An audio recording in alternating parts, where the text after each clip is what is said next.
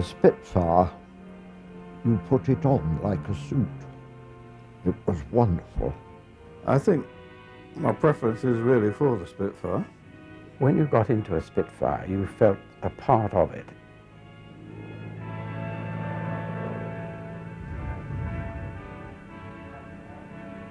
British Fighter Command might have appeared like an almost gossamer-thin protection when the German bombing raids on southern England and London started in May 1940, with the Hurricanes and particularly the Spitfires being in short supply.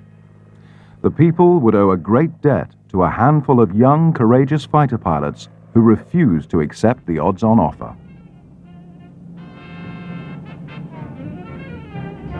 The Supermarine Spitfire, to give its proper name, was an aircraft with some considerable pedigree, developed from the Supermarine floatplane that was designed to participate in races for the Schneider Trophy.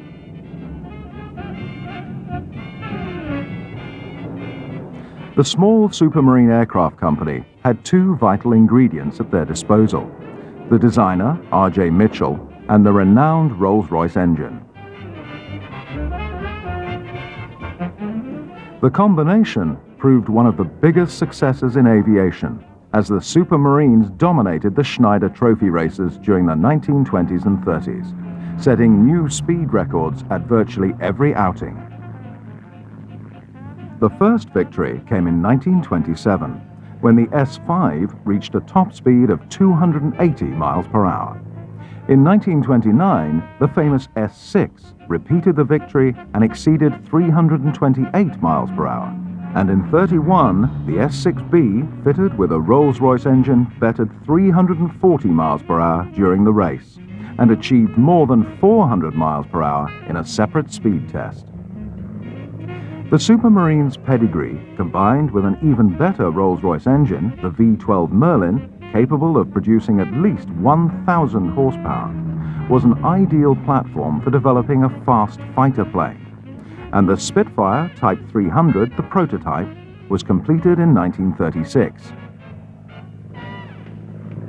The Spitfire Mark I went into production almost immediately, and a total of 1,583 were delivered to the RAF. The first entered service in July 1938 with 19 Squadron at Duxford, and it was the Mark 1A that was to equip most Spitfire squadrons during the Battle of Britain.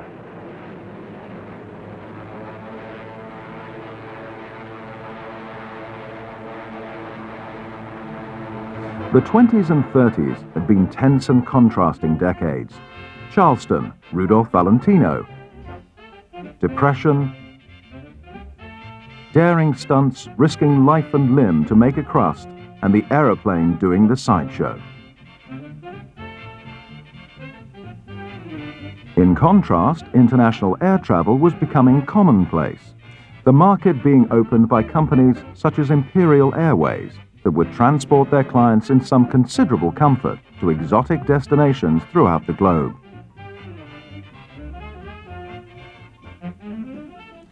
For the first time, relatively cheap mass-produced airplanes, like the Moth here, made flying both accessible and popular.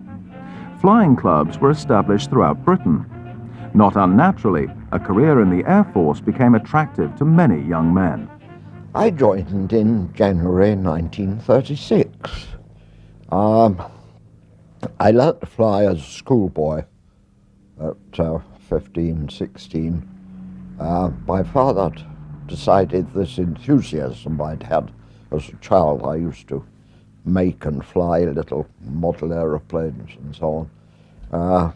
That the best way to cure this was to let me learn to fly, and then I'd settle down and join the family business.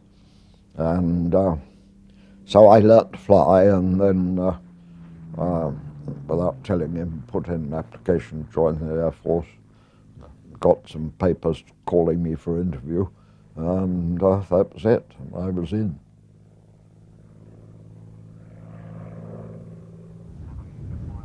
I would have been approaching in 18 or just 18.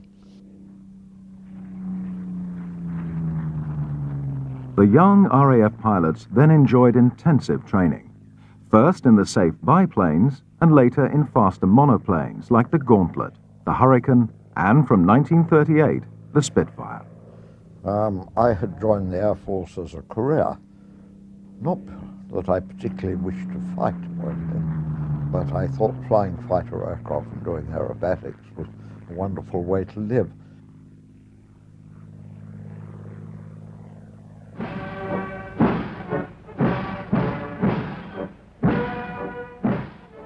But things were about to change dramatically.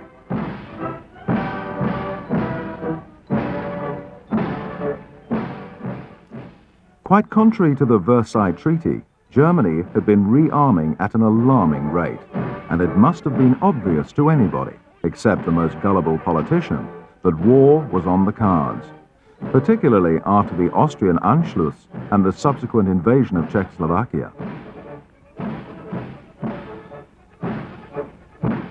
German troops crossed the Polish border on the 1st of September 1939, and when Great Britain and France 3 days later declared war on Germany, the Second World War was a reality. Overseen by Hitler personally, German panzer divisions supported by Luftwaffe bombers and Stukas, the infamous dive bomber, demonstrated the concept of blitzkrieg to the world, performing a swift and efficient pincer movement that in reality put pay to any serious Polish resistance within a couple of weeks.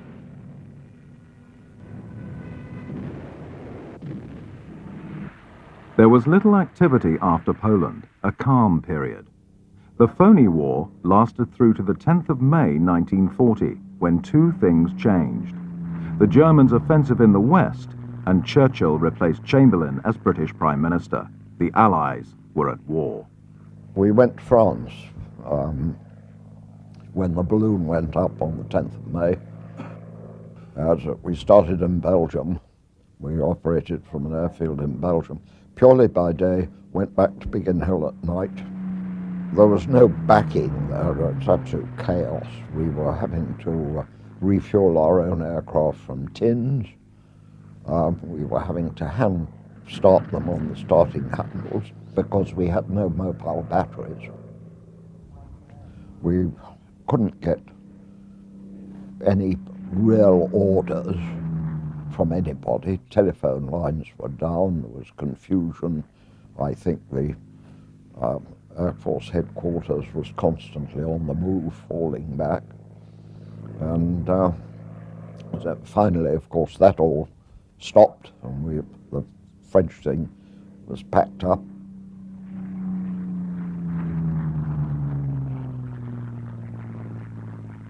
The Germans' campaign in the Low Countries and France was virtually as successful as had been the case in Poland, and despite fierce resistance by the British Expeditionary Force, they were steadily being pushed back to the Channel port of Dunkirk, where more than 300,000 Allied troops were famously evacuated, leaving tons of valuable hardware behind.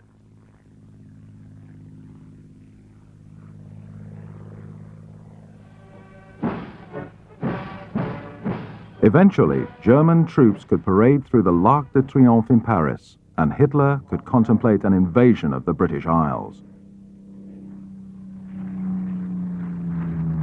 Helmut Goering believed that the first objective had to be to destroy British shipping in the English Channel, and felt that his Stukas were the ideal weapon to do the job.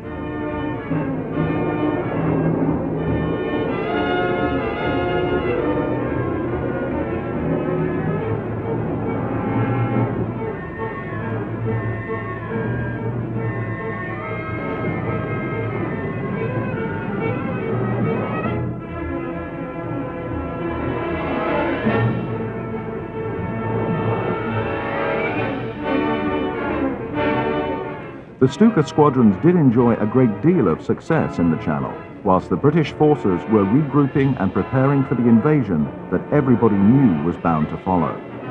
But now Goering made the greatest blunder of his military career.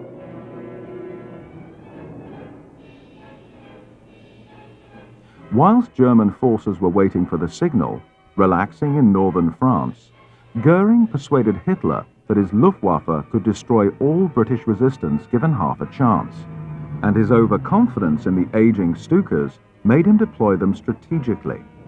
He sent them on raids against targets in southern England, where they met the Hurricane and the Spitfire.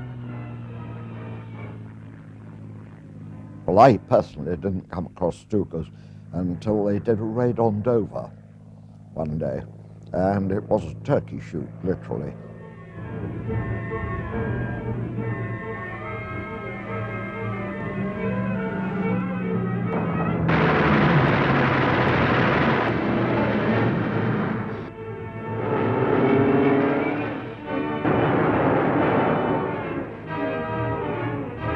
All you had to do was get behind them, make sure you didn't overshoot them, and get in front.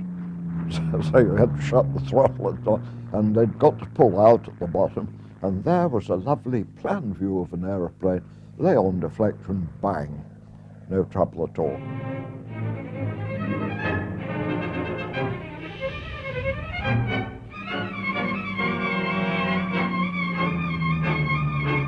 The Stuka squadrons kept coming, attacking vital harbour installations throughout the south coast of England. But Fighter Command were now more than up to the task of dealing with the situation and inflicted heavy casualties.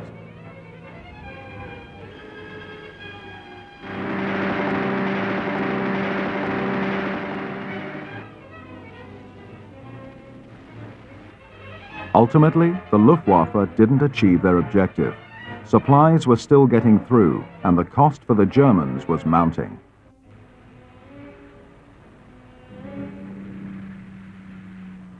This was the right time to put some heart into not only fighter pilots, but the whole nation, and Winston Churchill addressed the nation. We shall defend our island, whatever the cost may be. We shall fight on beaches, landing grounds, in fields, in streets, and on the hills. We shall never surrender.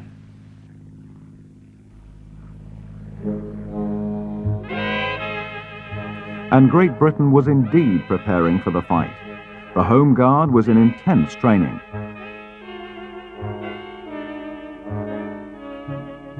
Bomb shelters were being constructed, roadblocks established, barrage balloons put in place, and the women were riding dispatch, working in factories, cooking, and manning anti-aircraft guns. And the RAF were recruiting, knowing only too well that many very young men would be lost in the next few months, and they had to be replaced. I was 18 and a half when I joined.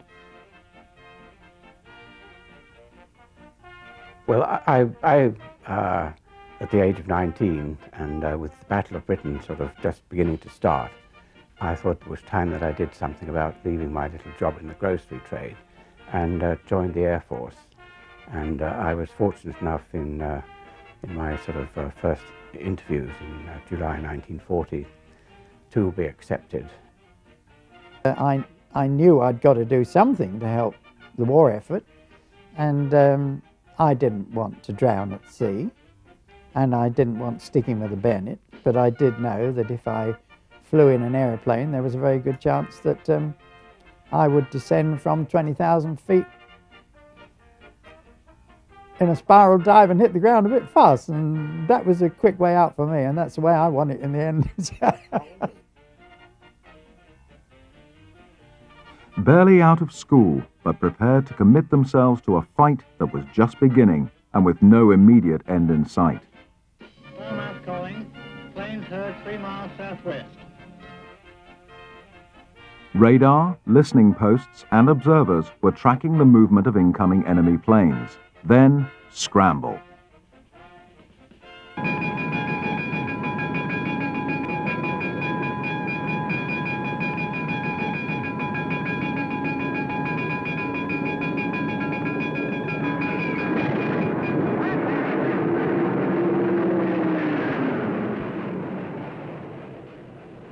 The task facing the fighter squadrons was not only to stop the German bombers getting through, but to deal with their fighter escort, predominantly the Messerschmitt 109, a fighter plane that compared well with the Spitfire of the day.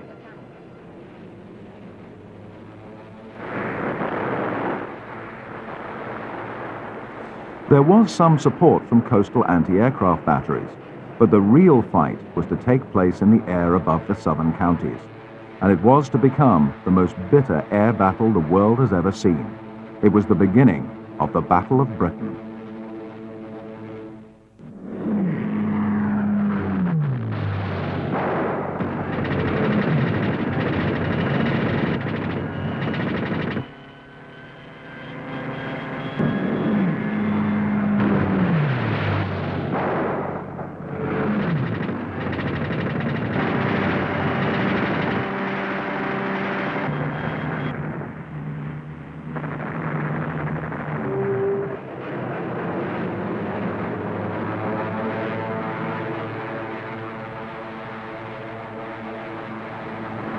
Claims, Johnny?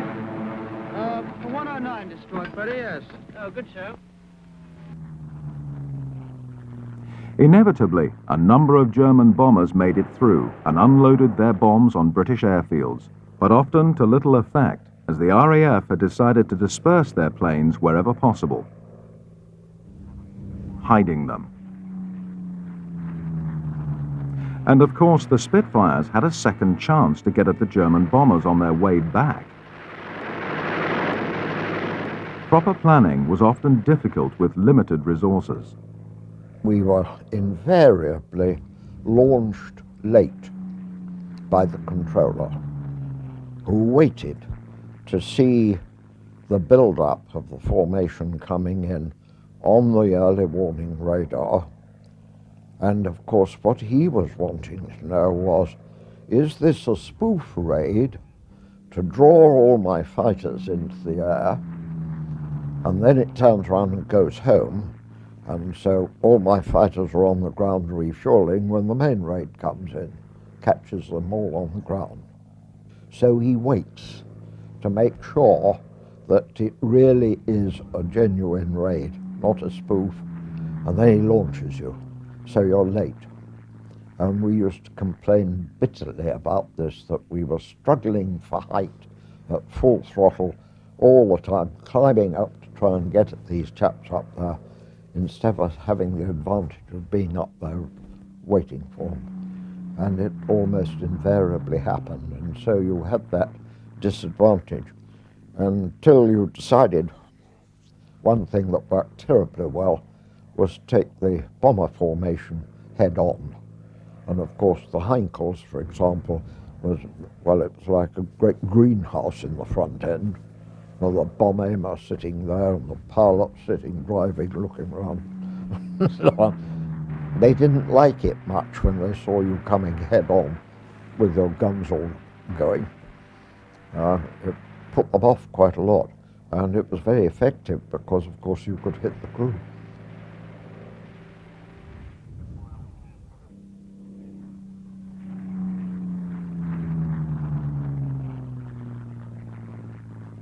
Luftwaffe losses were considerable. The southern English countryside literally littered with wrecks, not forgetting the lost crews, killed or taken prisoner. Air Ministry communique. The biggest bag yet. 185 enemy aircraft shot down. Mr. Hitler was not pleased and decided to target London to teach the English a lesson, break the spirit.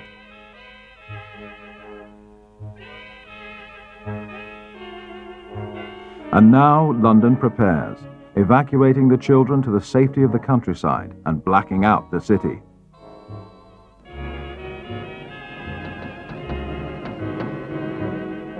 Then wait to sit it out.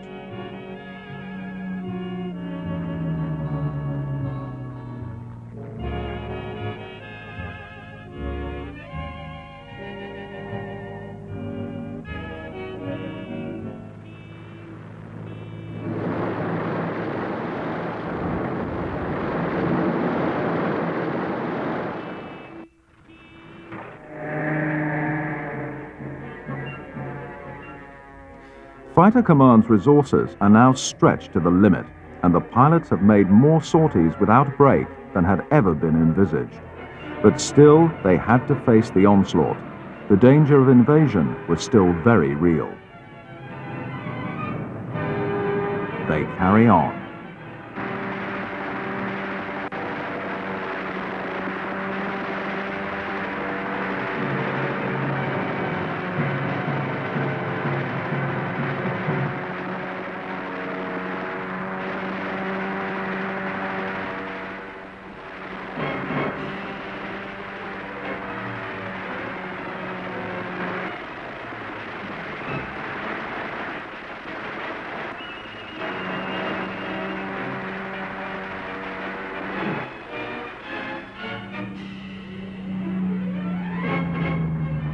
Hello, gunfire in the southeast.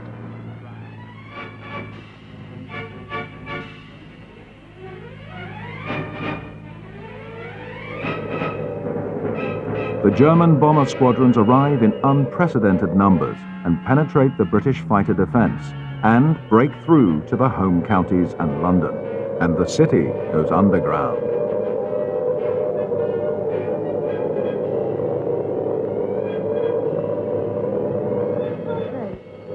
Roof reports planes coming in. Control room speaking. Customers and staff will now take cover in the basement. Please do not run, but keep moving. Down the stairs, or you can use the escalator.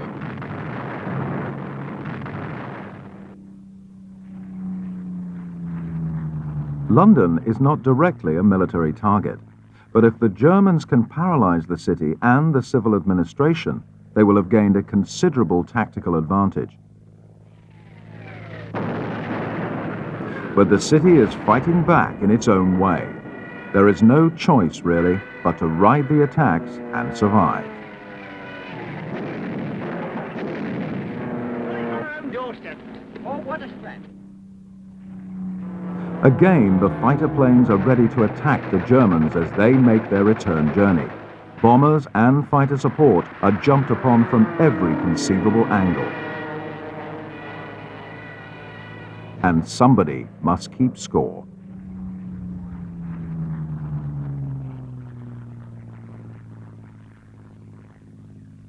The German losses continue to mount, but the destruction of London is devastating. Thousands of civilians have been killed and thousands more wounded.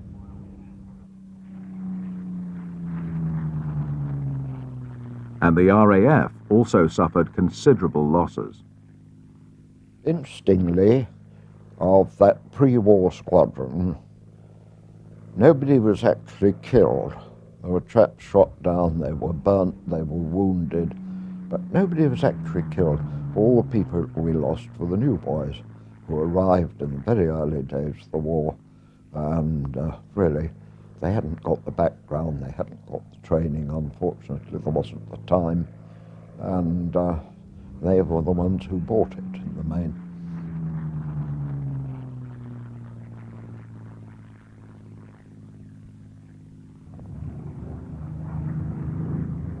The Spitfire had lived up to the very highest expectations in its first serious combat confrontation with the enemy and had become very popular with the pilots.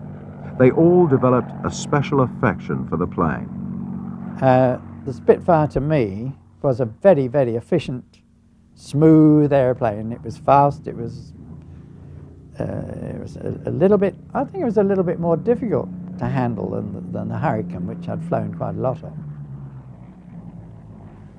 Actually, I flew both. I flew the Hurricane in training and also the Spitfire. I think my preference is really for the Spitfire. The Hurricane was very manoeuvrable, especially in the turning circle. It could out-turn a Spit. The Spit was faster. And aren't we lucky to be flying the best aircraft in the best air force?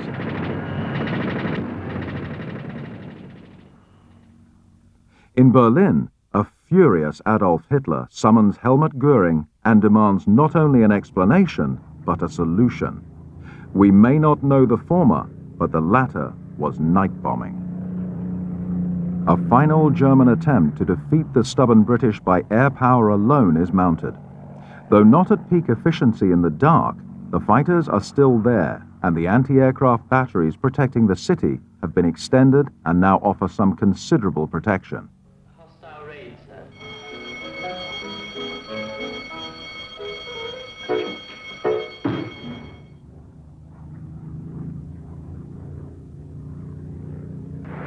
But there is no immunity from enemy bombing raids, and the city is hit, and fires light the skies during most nights in the late fall and early winter of 1940.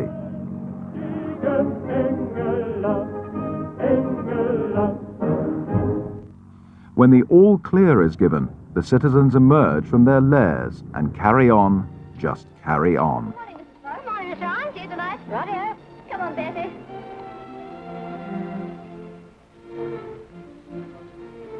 Would you like to sit down? Thanks. Morning, Mr. Arns. Sleep well? Fine, thanks. Wasn't it a quiet night? What about the one that came down about 2? I didn't hear it. Did you? No. Oh, we're getting used to them around here. The price for London was high, in destruction and in thousands more lost lives.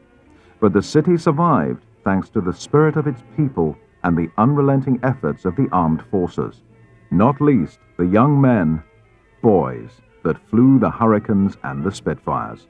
The Battle of Britain had been won.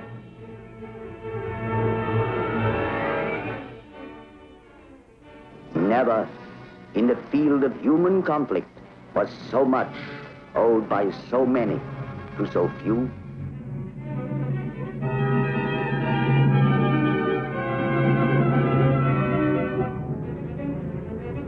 The immediate danger to Great Britain might have been averted, but the Germans were still in the ascendancy on the continent, and Fighter Command's job was still an important one. And at that time, the RAF and Fighter Command in particular was taking a more offensive role, and we were engaged in doing sweeps over the English Channel. And the Messerschmitt 109 was still there, being constantly improved, as was the Spitfire.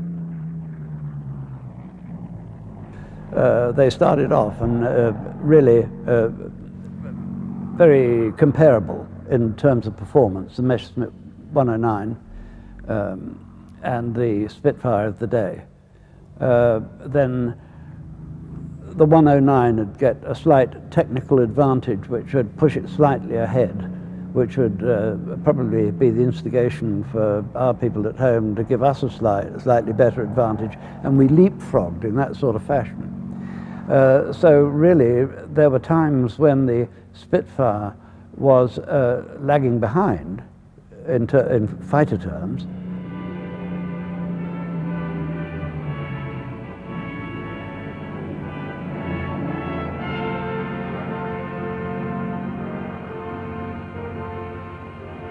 The 109 did have one distinct advantage over the Spitfire, direct fuel injection, which allowed it to get out of trouble by going into a sudden steep dive without the loss of fuel supply to the engine.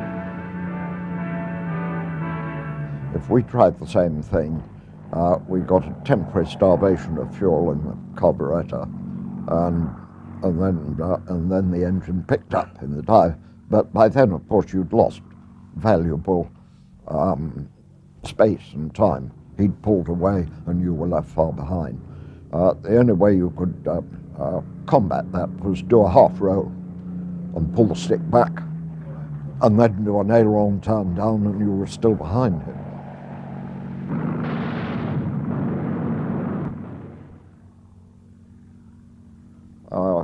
Quite often, in the Battle of Britain in particular, and later on, of course, over France, the 109 tactic was to come diving down on you, have a squirt at you, and then just carry on down. And he was going fast, and he knew it was going to take you a long time to build up speed to catch him, even if you started diving straight away. And by which time he was miles ahead and out of range, and he would then zoom, climb back up into the gods again. It was inevitable that a fair amount of the air combat took place over open water, and considering the value of a fighter pilot, after all, he cost some £20,000 to train, compared to the cost of a Spitfire of only £5,000. Air-sea rescue became of some importance to Fighter Command. And we were going past St. Peter Port when heavy flak was fired at us. And the next thing I knew, my engine stopped. which I throttled back, and I was trying to decide whether to bail out or try and force land on Guernsey. Although, from what I've heard later, it would have been probably suicidal to have tried to land on Guernsey because they had so many obstacles to prevent aircraft landing there. I pushed the throttle wide, and with that the engine picked up. So I thought, well, I must have panicked. So I throttled back slowly again. But when I got down below about 9 pounds of boost, the engine cut again. The radar, who were controlling us, picked up my message and gave me an immediate steer to Bolt Head. And they sent some Air Sea Rescue Spitfires who were associated with Warwicks, which carried a lifeboat underneath.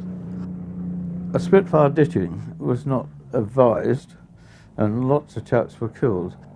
The choice really was to jump. Quite a few were rescued because they used to send the walrus. They used to send the walrus out to pick chaps up.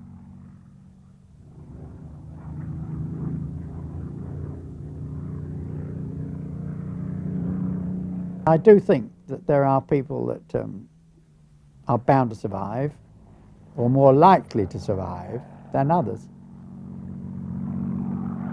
A warrant officer rang me who was a walrus pilot. Warrant Officer Bird, his name was, Canadian. And he said, Mr. Berryman, because I was all of a flying officer by this time. So he said, Mr. Berryman, he said, I'm a crew short, and is there any chance you could fly with me this morning? We've got an operation just coming up, and I've got to take off, and I haven't got one bloke in my crew that should be with me. So I said, okay, I'll come, but I didn't fly the walrus, and I'd only ever sat in it just for fun, but I had nothing to do with flying it. So I went along on this particular operation on a quick scramble to attempt to save a pilot who had gone into the sea about 30 or 40 miles south of the Isle of Wight. And we knew he was a Spitfire pilot, and we were quickly vectored by operations to a position where he was likely to be. And after about 20 minutes, we found this guy in the water floating in his Mae West. The walrus pilot, Warrant Officer Bird, put the walrus down. The sea was fairly rough, but he got it down okay, and he managed to taxi to fairly near this poor guy. He seemed to be waving his arms and needing help. There was no way you're going to leave that guy to die if I could do anything about it. Having tried to fish him out once, I quickly, literally leapt overboard and swam to him. I shouted words of encouragement to him and hoped that I was helping him. The float of the airplane cracked me over the head, so I was a bit stunned. It probably kept me alive being a bit stunned. But anyway, I inflated his Mae West, and the walrus, the Air Sea Rescue amphibian, had completely disappeared from view, and there we were floating about in the English Channel. But I knew by this time this other fella had died. I knew he was dead. And by that time, I was pretty well far gone myself, and I was, I think, lucky to be rescued myself. Fortunately, they spotted us again, and they came to try and pick me up. If you can possibly go in and help a mate, and this was a fellow Spitfire pilot, I couldn't leave him to die without trying to do something. Between 1942 and 1945, more than 2,000 pilots were rescued by the Air Sea Rescue Unit. With his invasion plan in tatters, Hitler looked east and south. Despite his non-aggression treaty with Stalin, the Führer and his generals had been planning Operation Barbarossa, the attack on the Soviet Union, for months. And on June 22, 1941, the panzer divisions crossed the borders and a new phase of the war had started. The Germans had begun the biggest military confrontation in history.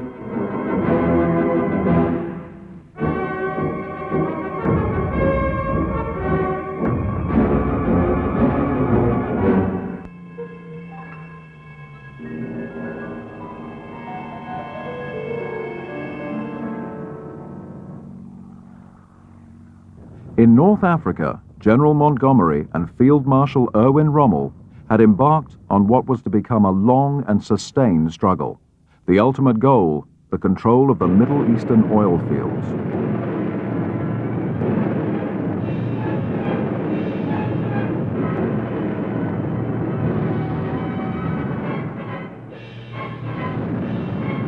The Germans enjoyed in 1941 and 42 both naval and air superiority in the Mediterranean, and the only Allied stronghold near the field of battle was the island of Malta.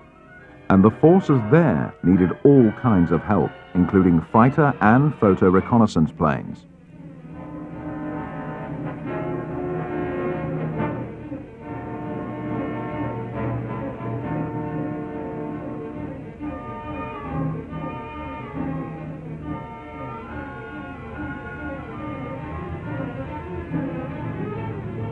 Photo reconnaissance was to become an important task for the Spitfire, and special units were developed to carry out the job. A hazardous one, as it turned out. I was instructed to go down to Benson and pick up a photographic reconnaissance Spitfire and fly it to Cairo. And I obviously wasn't very pleased about this because, A, I couldn't believe a Spitfire could fly that far. But having got to Benson and seen the PRU Spitfire, which of course was quite different from a fighter Spitfire, it had no guns, no armor plating, and all the leading edges of the machine were filled with petrol. And so a flight of 1,000 miles was quite feasible. And I then flew down to Cornwall, and there we were briefed at about dawn the next day to fly to Gibraltar. And I can remember the briefing we received was, well, very sort of short and sweet, really. He just said, well, you know, I don't know what to say to you chaps.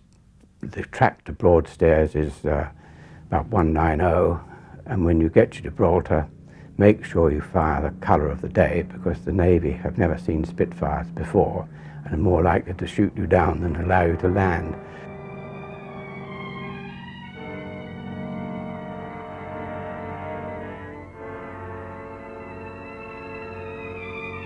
This particular PRU, short for Photo Reconnaissance Unit, made it through, and was fed and housed and flew on to Malta the following day to start his stint of collecting aerial intelligence.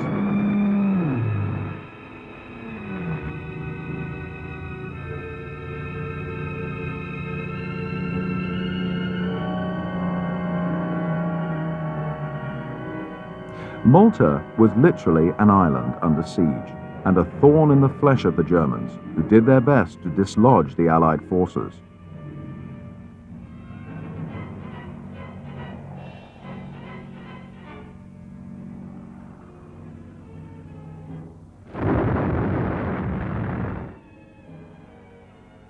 The Germans also took advantage of their air superiority to prevent vital supplies to reach the entrenched forces on Malta, whilst their own ships and transport planes had a free run into North Africa to support Rommel's Afrika Korps.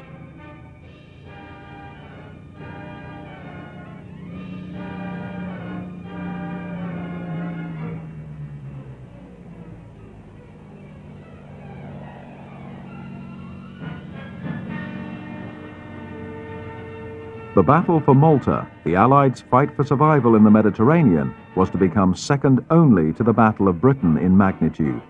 And many Battle of Britain pilots faced much the same challenges as they had done on home ground earlier in the war. The German bombers and the Messerschmitt 109s.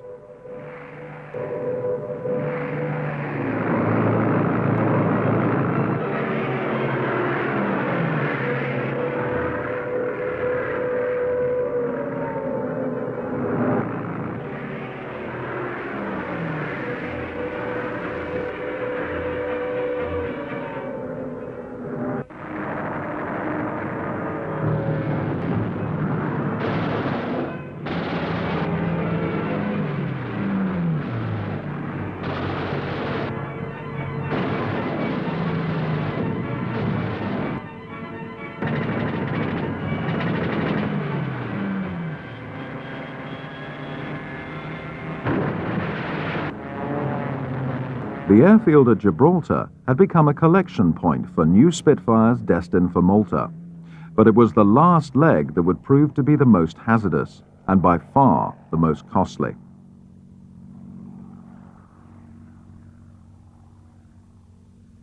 When we had some of the Spitfire reinforcement Spitfires coming in, the Germans were just waiting for them, and as they landed, the 109s would go up the runway and shoot them up, and by the next day, out of the 36 aircraft that might have flown in, you might have had 10 that were still serviceable. The others had either been damaged by bombs or were unserviceable from the trips.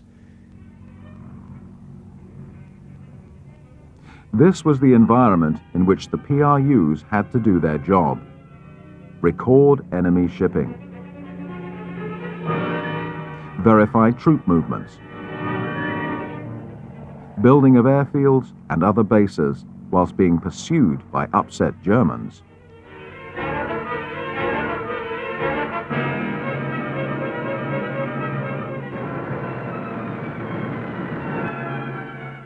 The collected intelligence was invaluable and helped the Allies in creating military parity and ultimately air superiority in the Mediterranean, which made Operation Torch possible, the landing of a large Allied force in North Africa on the 8th of November 1942, that led to the battle and victory in the Battle for Tunisia and the end of any German presence in the area.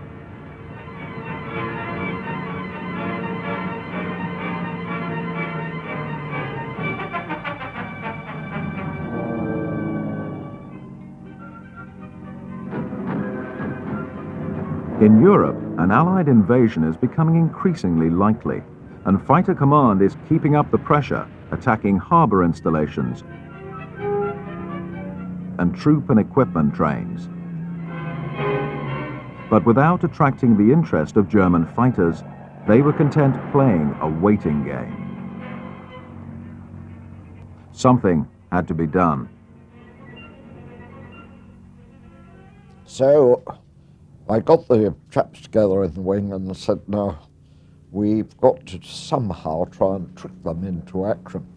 And we thought of all sorts of ideas.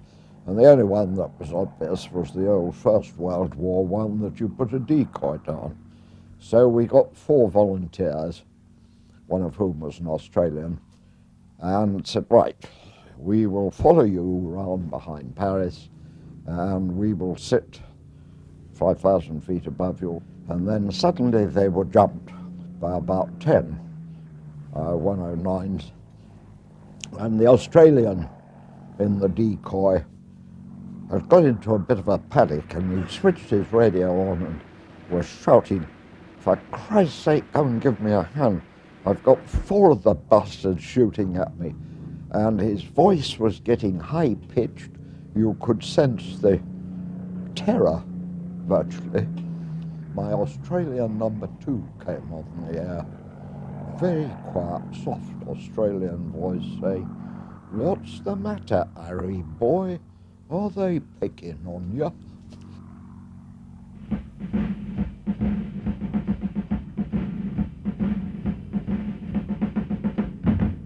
The build-up of equipment and supplies in southern England prior to the Normandy landings was gathering momentum. Planes, trucks, tanks. Men were being trained and retrained, all supervised by the Allies' 2 main strategists, General Eisenhower and Field Marshal Montgomery.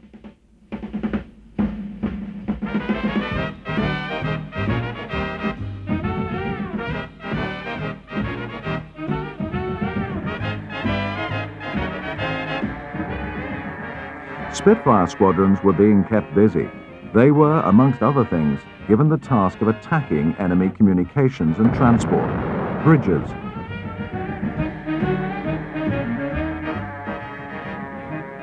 trains,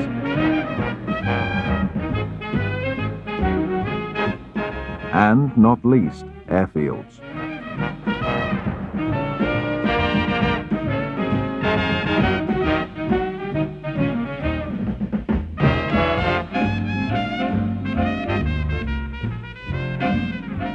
It was, not unnaturally, also the task of Fighter Command to supply fighter cover for bombing raids into Germany, particularly when daylight raids became more commonplace. When we went to the Ruhr, we were always top cover because we were pressure cabin. And down below, these bombers, I take my hat off to them, the flak, as the bomber pilots used to say, was so thick you could get out and walk on it, and looking at it, it was. It was a terrible box barrage.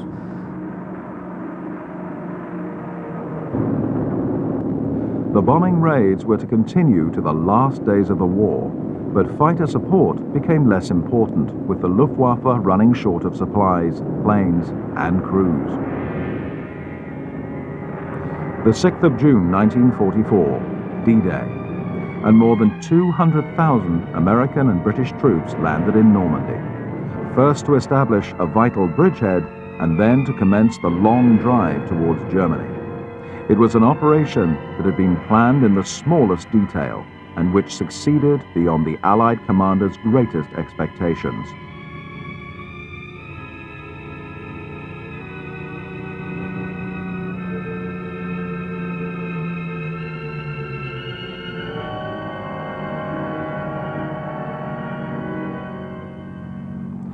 The Luftwaffe had introduced the Focke-Wulf 190, a superb aircraft and infinitely superior to the 109. But it was too little, too late, and the Spitfires and their experienced pilots dealt with them in a routine fashion, though not without losses.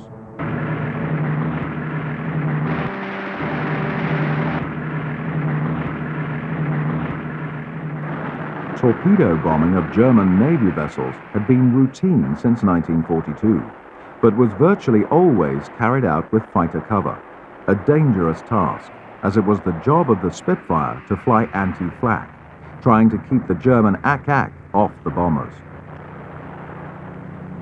An anti-flak, there was no cover, there were no trees to hide behind, and you were taking things head on. They were shooting straight back at you.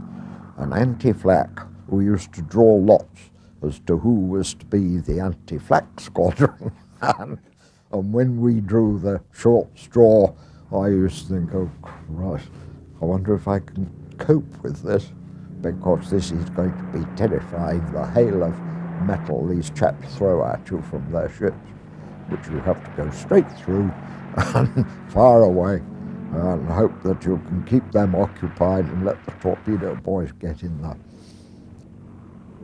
The Spitfire had performed its task throughout the war magnificently, not only during the Battle of Britain, but wherever it went. Tunisia, France, Greece, through to the fall of Berlin. And the pilots, let us never forget the pilots.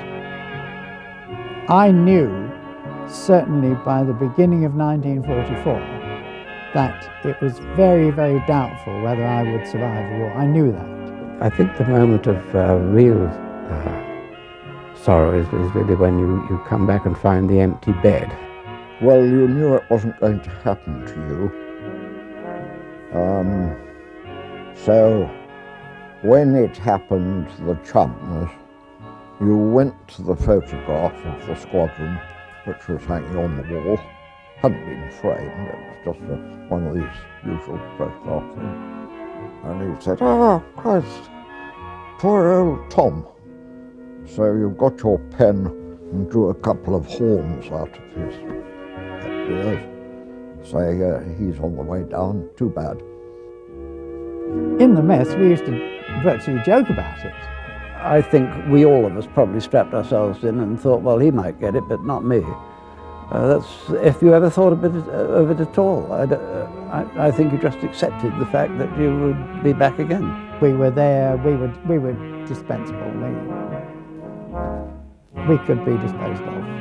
I reckoned then that my luck wasn't going to hold out. I didn't know how much longer the war was going to last, but I didn't reckon, after all my ops starting, war declared, if you like,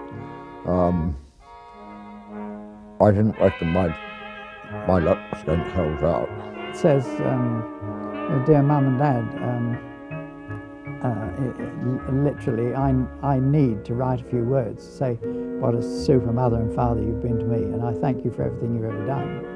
And if this letter is ever posted, which I sincerely hope it's not, that you will know that I do go out fighting for what I believe in, and that is ultimate victory for England.